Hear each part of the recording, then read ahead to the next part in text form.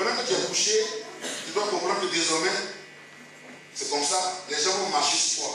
C'est-à-dire ta vie là, ce sera comme ça. C'est-à-dire ta vie est entre les mains de Dieu.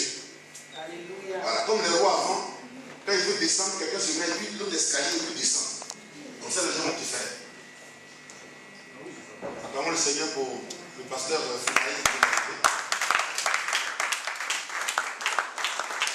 Et dans sa vie, par cette option Dieu, reçois en ce jour béni l'onction d'évangéliste. Que cette gueule coule sur ta tête, qu'elle descende et qu'elle t'accompagne partout dans le monde. Et que des miracles, des prodiges, des conversions, des délivrances s'opèrent. J'appelle l'argent et l'or dans ta vie, afin que tu ne sois pas un évangéliste alimentaire, et que tu ne vives pas de la pauvreté, et que tu sois riche, et qu'il y ait des affaires, et que les opportunités soient avec toi, et que Dieu n'est pas Seigneur de Dieu, encore canalisé au nom puissant de Jésus. Qu'il reçoit une onction fraîche. Que ceux qui continuent à travailler avec l'ancienne, qu'ils ne savent plus quoi faire, qu'ils sont dans le moment où ils sont au bout, Seigneur de Dieu. Ils ne savent même plus quoi dire. Qu'ils parlent avec une onction. Merci, Seigneur. Après cette consécration, quelle mission t'attends-tu actuellement et quelle sera ta stratégie pour y parvenir? Oui, je remercie le Seigneur parce que c'est lui qui a voulu qu'il soit consacré. Après ma consécration, la mission qui m'est réservée, c'est de gagner des âmes au Christ. Parce que Jésus a dit quoi? De prêcher la bonne nouvelle et de gagner des âmes. Aller partout, faire des nations de disciples. Je ne peux pas être consacré et m'asseoir dans la maison. Je ne peux pas consacrer et m'asseoir dans la maison. Il y a des brebis qui sont perdues. Donc, après ma consécration, j'ai pris le Seigneur qui me conduit sur le champ. Des brebis perdues qui sont dans les maisons, qui sont égarées, qui me donnent la force, le courage de les ramener dans sa maison. Amen. Ma stratégie pour parvenir à cette mission, c'est de méditer la parole, c'est d'être toujours en contact avec Dieu, parce que c'est Dieu qui bénit, c'est Dieu qui fait, qui donne le bonheur et le plaisir. Donc si Dieu n'est pas avec moi, tout ce que je fais ne peut pas réussir. Donc j'ai béni le Seigneur. La mission qui m'est réservée, c'est de demander à Dieu de nous donner la force. Parce que Dieu a besoin pour être restauré. Dieu a besoin de nous pour les restaurer. Donc après ma consécration, j'ai béni le Seigneur, vraiment qui me donne la force, me donne le courage pour que je puisse vraiment aller évangéliser, parler de sa parole, parler de sa part. Au nom de Jésus. J'ai dit, la moisson est grande, mais il y a peur d'ouvrier.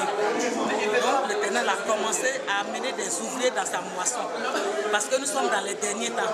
Donc Dieu veut des hommes de Dieu, des femmes de Dieu, pour arracher les âmes dans la main de l'ennemi, pour les amener à la gloire de Dieu, pour qu'il y ait des guérisons, des miracles, des délivrances, le salut à chaque être humain qui a été créé par Dieu. Donc ce soir, c'est un événement heureux. À travers cet homme de Dieu qui a été consacré comme évangéliste, l'évangéliste pour la foi, Dieu va l'utiliser puissamment pour amener les gens à lui, des gens qui sont désespérés, qui n'ont plus la foi, qui n'ont plus envie de vivre, qui n'ont plus envie, ils ne veulent rien parce que nous sommes dans les derniers temps. Ils sont fatigués, ils sont chargés. Et Dieu dit, venez à moi, vous tous qui êtes fatigués, chargés, je vais vous donner du repos. Et que cet homme, il sera un instrument entre les mains de l'Éternel pour que ces personnes viennent, pour qu'ils soient déchargés de leur fardeau, pour qu'ils soient bénis et qu'ils voient la gloire de Dieu et qu'ils bénissent Dieu dans leur vie. Que le Seigneur soit béni pour sa parole. Qu'il amène tout le monde, tous ses enfants, toute sa créature, tout ce qu'il a créé, parce que c'est lui qui tient le destin et le cycle de vie de chacun de nous. Et c'est lui qui donne la vie, qui donne la délivrance à toutes choses. C'est le seul vrai Dieu qui règne dans les cieux sur la terre, qui a créé la terre et tout ce qu'elle renferme, la mer, tout ce qu'elle contient. Donc nous tous, nous devons l'adorer. Nous devons avoir notre main avec le Seigneur. Parce que nous sommes tous ses enfants. Il nous aime, il veut nous bénir, il veut nous protéger des sorciers, de les attaques. Il veut garder notre vie, il veut garder nos parents, il veut nous élever, il veut faire de nous des enfants qui sont à la tête. Et on est venu ici en étranger. Si Dieu est avec nous, nous ferons nos exploits et nous serons la tête. Parce que Dieu est avec nous. Il va combattre nos ennemis. Il va être notre défenseur sur tous les plans.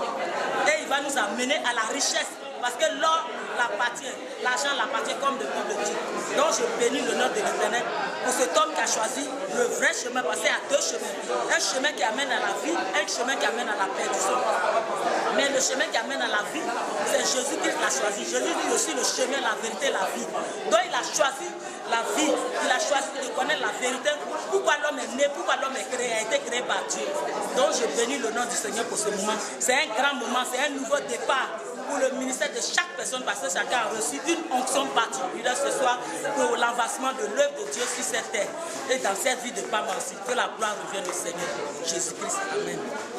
Et mon impression, d'abord bonsoir. Je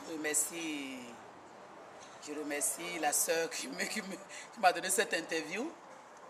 Et je viens de Brescia, moi c'est Madame Akmel Bertine, je suis une servante de Dieu. Et j'ai connu l'homme de Dieu, l'évangéliste Paul, à une réunion des Ouais. Ce n'est même pas à une réunion des chrétiens. Bon, nous les chrétiens, nous sommes les ambassadeurs de Christ. Donc partout, quand on nous invite, on peut aller. Quand deux chrétiens sont quelque part, déjà c'est le contact. On a gardé le contact et j'ai vu que vraiment c'est un frère qui est bien. C'est un frère qui est bien, c'est un frère qui craint le Seigneur. Aujourd'hui, je suis contente qu'il soit consacré vraiment évangéliste. Et je bénis le Seigneur pour tout ça. C'est pourquoi je suis venue de Brescia pour ça. Le futur de l'église ivoirienne. Le futur de l'église ivoirienne, ça dépend du Seigneur, ça dépend aussi de nous les chrétiens, de notre engagement. Parce que souvent, quand on quitte au pays, on vient en Europe, on abandonne le Seigneur, vraiment, on met souvent le Seigneur dans le placard. Moi, je pense qu'avec l'aide du Saint-Esprit, on va bouleverser l'église ici, en Europe, partout, à Brescia et à Parma, pourquoi pas. Que le Seigneur vous bénisse.